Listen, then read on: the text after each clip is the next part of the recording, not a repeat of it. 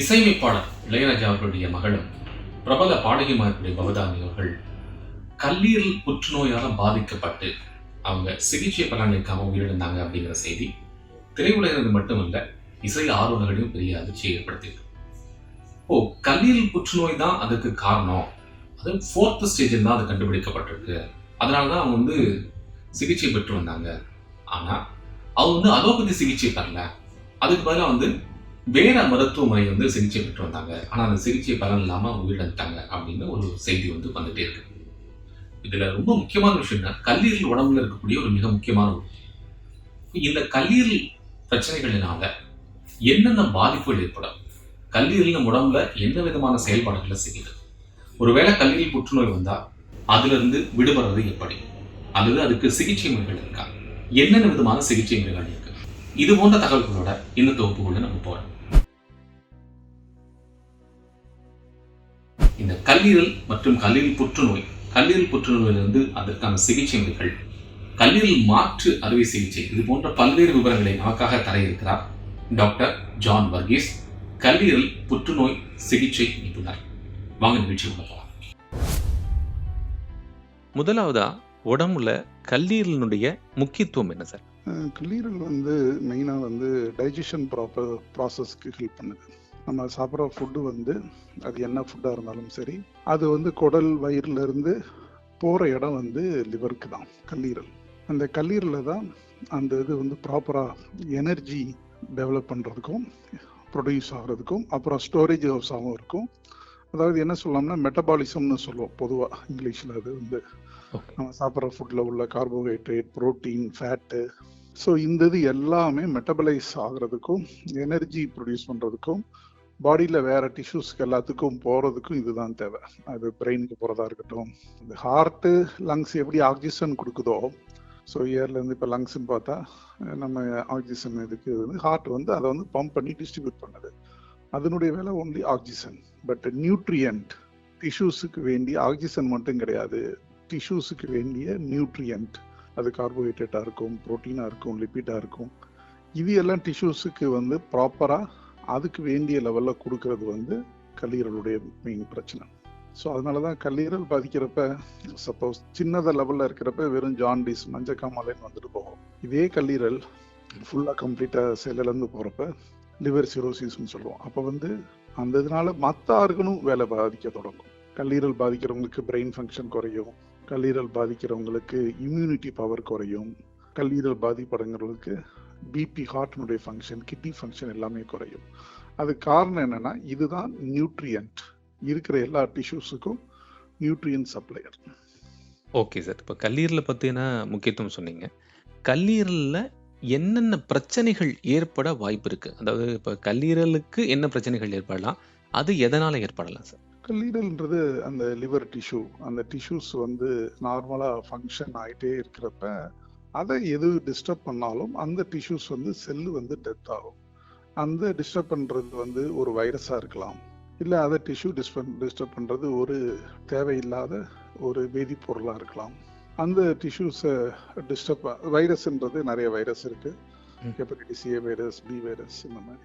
அதே மாதிரி டாக்ஸின் சொல்கிறது ஆல்கஹாலாக இருக்கலாம், இல்லை சில ட்ரக்ஸாக இருக்கலாம். சிலவங்களுக்கு ஜெனட்டிக்காகவே கல்லீரல் வியாதி, டிஷ்யூஸ்னுடைய ஃபங்க்ஷன் ஜெனட்டிக்காகவே சிலவங்களுக்கு பாரம்பரியமாக சில இது வரலாம். அந்த வில்சன் டிசீஸ், இந்த மாதிரி சில டிசீஸ் எல்லாம் இருக்குது. ஸோ கல்லீரலுடைய ஃபங்க்ஷனு நார்மலாக இருக்கிறது ஆல்டர், அதை ரிடியூஸ் பண்ணுறதுக்கு இந்த மாதிரி என்ன காரணம் நம்ம தெரிஞ்சு அதுக்கு வேண்டிய ட்ரீட்மெண்ட் எடுக்கிறப்ப கல்லீரலுடைய ஃபங்க்ஷனை அதை ரீகெயின் பண்ண வைக்கலாம், நார்மலாக்கி வைக்கலாம். Okay sir. சரி, இப்போ இது கல்லீரலில் ஏற்படக்கூடிய பிரச்சனைகள். இப்போ கல்லீரல் புற்றுநோய்ங்கிறதனுடைய அந்த இம்பார்ட்டன்ஸ் என்ன சார்? கல்லீரலில் புற்றுநோய் ஏற்படுறதுக்கு எவ்வளவு வாய்ப்புகள் இருக்கு, எதனால ஏற்படுது? நீங்கள் பார்த்தீங்கன்னா சென்சஸ் எடுத்து பார்த்தா வேர்ல்டில் 3rd common cause of the death அப்படின்னு பார்க்குறப்ப கல்லீரல் புற்றுநோயின் இது 4th காமன் காஸாக இருந்தது. ஓகே, கல்லீரல் புற்றுநோய் இப்போ 3rd கொஞ்சம் கூடிருச்சு. ஸோ இது கல்லீரல் இல்லை, எந்த ஒரு புற்றுநோய் அப்படின்ற வார்த்தை என்னன்னா, நார்மலாக இருக்கிற செல்லு அதனுடைய சைஸு, அதனுடைய ஃபங்க்ஷனை மாத்துறது தான் கேன்சர்னு சொல்றோம். ஸோ நம்ம அதுக்கு வந்து ஒவ்வொரு செல்லும் நார்மலா இப்படி தான் இருக்கணும்னு அட் பெர்த்லி டிசைட் ஆகுது. அதே வந்து கொஞ்சம் மாறி போயிட்டா அது வந்து கேன்சர் ஆயிடும். அது வந்து கல்லீரல்ல வந்தா கல்லீரல் கேன்சர், கிட்னில வந்தா ரீனல் கேன்சர், லங்ல வந்தா லங் கேன்சர். அப்படி அதனுடைய செல்லினுடைய அமைப்பு, தன்மை இதெல்லாம் மாறுறப்ப ஒன்று அதனுடைய ஃபங்க்ஷன் அது பண்ணாது. ரெண்டாவது அந்த அப்நார்மல் செல்லுக்குரிய வளர்ச்சி அதிகமாக இருக்கிறதுனால அது வந்து எல்லா இடத்துக்கும் பரவ தொடங்குது. ஸோ அப்படி பார்க்குறப்ப கல்லீரல் புற்றுநோய் எதனால வருதுன்னு பார்க்குறப்ப ஹெப்படைட்டிஸ் பி இந்த வைரஸ்னால வரலாம். சிலவங்களுக்கு ஃபேட்டி லிவர்னாலையும் இந்த ரீசன்ட் காலகட்டத்தில் பார்க்குறோம். சிலவங்களுக்கு வந்து சிரோசிஸ் அப்படின்னு அது வந்து ஆல்கஹாலாக இருக்கலாம், வேரியஸ் ரீசனாக இருக்கலாம், அப்படி இருந்தாலும் வருது. இதை வந்து கல்லீரல் புற்றுநோய் பிரைமரி கேன்சர் அப்படின்னு சொல்லுவோம். ஹெப்படோ செல்லுலர் கார்சினோமா, லிவர் கேன்சர். மற்ற இன்னொன்று ஒரு குரூப் இருக்கு, கல்லீரல்ல புற்றுநோய் தொடங்கி இருக்காது, அவங்க பாடியில வேற இடத்துல புற்றுநோய் தொடங்கி இருக்கும். அது ரத்த ஓட்டம் இல்ல இது லிம்பாட்டிக் ட்ரைனேஜ் மூலமா கல்லீரல்ல வந்து டெபாசிட் ஆகி அங்கேயும் வளரும். ஸோ சிலவங்களுக்கு கல்லீரல் உள்ள செல்லே மாறி புற்றுநோய் ஆகுறது, அது ஒரு டைப் ஆஃப் லிவர் கேன்சர். இன்னொன்று ஒரு கேன்சர் செகண்டரிஸ்ன்னு சொல்லுவோம். அது வந்து கல்லீரல்ல உருவாயிருக்காது, அந்த கேன்சர் பிரஸ்ட்ல உருவாயிருக்கும். ஆனா ரத்த ஓட்டம் லிம்பாட்டிக் மூலமா கல்லீரலுக்கு பரவி ஸ்கேன் எடுத்து பார்க்குறப்ப கல்லீரலையும் கட்டி இருக்கும். வயிற்றுல புற்றுநோய் இருக்கலாம், அது ரத்த ஓட்டம் லிம்பாட்டிக் மூலம் கல்லீரல் வரும். ஸோ இது வந்து செகண்டரிஸ் இன் லிவர் அப்படின்னு சொல்லுவோம். ஸோ இந்த 2 டைப் ஆஃப் கேன்சர் வந்து கல்லீரல்ல வரலாம். Okay sir. இப்போ இந்த கல்லீரல் புற்றுநோய்க்கான சிகிச்சை எப்படி இருக்குங்க சார்? நம்ம வந்து கல்லீரல்ல புற்றுநோய் வர்றப்ப அது பிரைமரியா செகண்டரியா அப்படின்னு பார்க்கணும். ஃபர்ஸ்ட் ஆஃப் ஆல் பிரைமரின்னு சொன்னது நான் முதல் சொன்ன மாதிரி கல்லீரல் உள்ள செல்லே, லிவர் செல்லே கேன்சரா மாறுறது. செகண்டரிஸ்ன்றது பாடியில வேற இடத்துல உள்ள கேன்சர் கல்லீரலுக்கு பரவி இருக்கிறது. ஸோ இந்த 2 பிரைமரியா செகண்டரியான்னு பார்த்துட்டு, பிரைமரிக்குனா அதுக்கு வேண்டிய நிறைய ட்ரீட்மெண்ட் இருக்கு, சர்ஜரி இருக்கு. சர்ஜரி இல்லாத சில டெக்னிக்ஸ் எல்லாம் இப்போ வந்துருச்சு. இந்த ஆர்எஃப்ஏ, மைக்ரோவேவ் இதெல்லாம் நிறைய இருக்கு, அந்த மாதிரி பண்ணலாம். கீமோதெரப்பி இருக்கு, இம்யூனோதெரப்பி இருக்கு, ரேடியோ தெரப்பி இருக்கு. சிலவங்களுக்கு வந்து இந்த காம்பினேஷன் எல்லாம் ஒரு சீக்வன்ஸியா பண்ணுவோம், ஒரே ஒரு டைப் மாத்திரம் பண்ண மாட்டோம். ஃபார் எக்ஸாம்பிள், கல்லீரலுக்கு கேன்சர் இருந்தால் அந்த சர்ஜரி பண்ணிட்டு, அந்த சர்ஜரி பண்ண பிறகு திருப்பி அந்த கல்லீரல்ல புற்றுநோய் வராம இருக்கிறதுக்காக ஒரு இம்யூனோதெரப்பியோ, ஒரு கீமோதெரப்பியோ, இல்ல ஒரு ரேடியோ இந்த மாதிரி காம்பினேஷன் கொடுக்குற, அதாவது மல்டிபிள் அப்ரோச்ல பண்றது இருக்கு. இதே இது வந்து செகண்டரிஸ், வேற எங்கேயோ ஒரு கேன்சர் இருக்கு, அதனுடைய ஒரு பகுதி கல்லீரலுக்கு பரவி இருக்குன்னா கல்லீரலை மட்டும் ட்ரீட் பண்ணா பத்தாது, வேற எந்த இடத்துல இருந்து அது பரவல் தொடங்கி இருக்கோ அதையும் ஃபோக்கஸ் பண்ணி ட்ரீட் பண்ணணும். அப்பதான் வந்து அது சக்சஸ் ஆகும். Okay sir. இப்போ இந்த கல்லீரல்ல வந்து டிரான்ஸ்பிளான்ட் பண்றதுக்கு, உறுப்பு மாற்று அறுவை சிகிச்சை பண்றதுக்கான வாய்ப்பு இருக்கா அலோபதியில? அல்லது அது அந்த ஆப்ஷன் இல்லை இருக்கு அப்படின்னு தெரிஞ்சுக்கிட்டதுனால மக்கள் வந்து அந்த மருத்துவர்களை நாடாம வேற சிகிச்சைகளுக்கு செல்றாங்களா, அலோபதி மருத்துவர்களை நாடாம?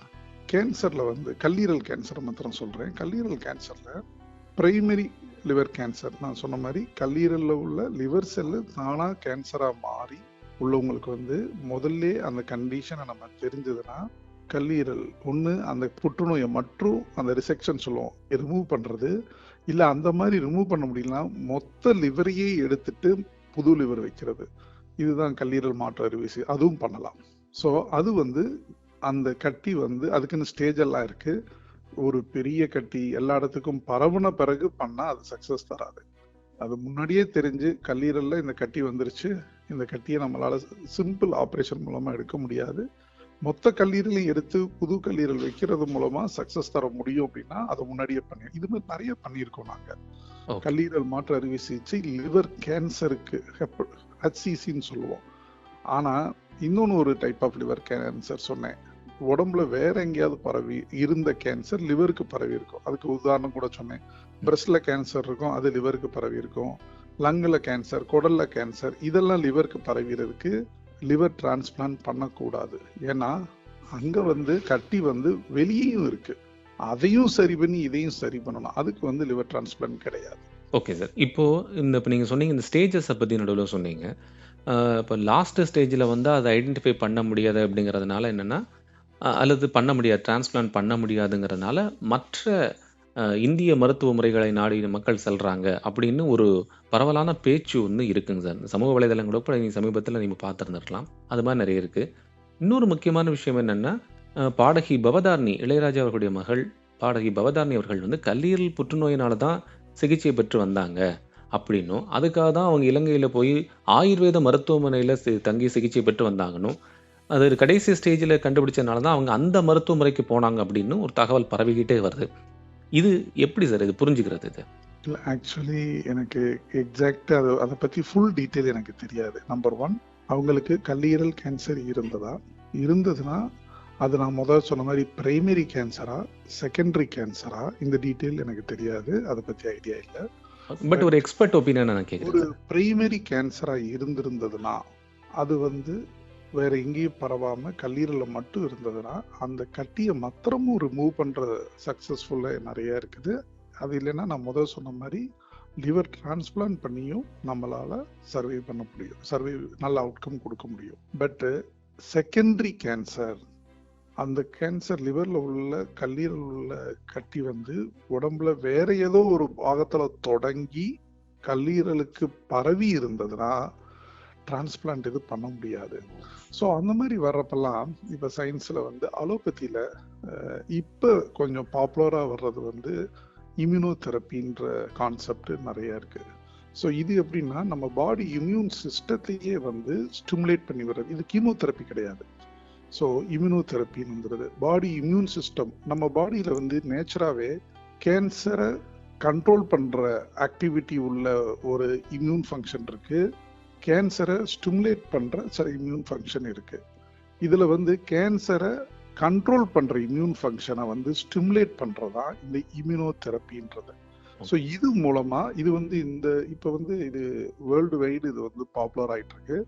பட் 1 by 1 கேன்சர் நிறைய இதுக்கு வந்து ரிசர்ச் போய் பண்ணிட்டு இருக்காங்க. இது மூலமா என்னன்னா இந்த கீமோதெரப்பியில வரக்கூடிய சைடு எஃபெக்ட் அவ்வளோ இருக்காது இந்த இம்யூனோதெரப்பியில. இப்ப கல்லீரல் கேன்சர்ல இந்த மாதிரி இம்யூனோதெரப்பி எல்லாம் இப்ப பரவலா இந்தியாவிலேயே யூஸ் பண்ண ஆரம்பிச்சிட்டோம். Okay sir. ரொம்ப நன்றி. நீங்க ரொம்ப நேரம் வந்து என்னுடைய கேள்விகள் எல்லாத்துக்கும் பதில் சொன்னீங்க. ரொம்ப நன்றி sir. Thank you sir. Thanks for your concern. Thank you எல்லாம். Thank you so much. என்ன நேர்களே, இந்த நிகழ்ச்சி உங்களுக்கு பயனுள்ளதாக அமைஞ்சிருக்கும்னு நினைக்கிறோம். இதே போல மற்றொரு நிகழ்ச்சியில உங்களை வந்து சந்திக்கிறோம். தொடர்ந்து சத்தியம் வெப் நியூஸோட இணைஞ்சிருங்க.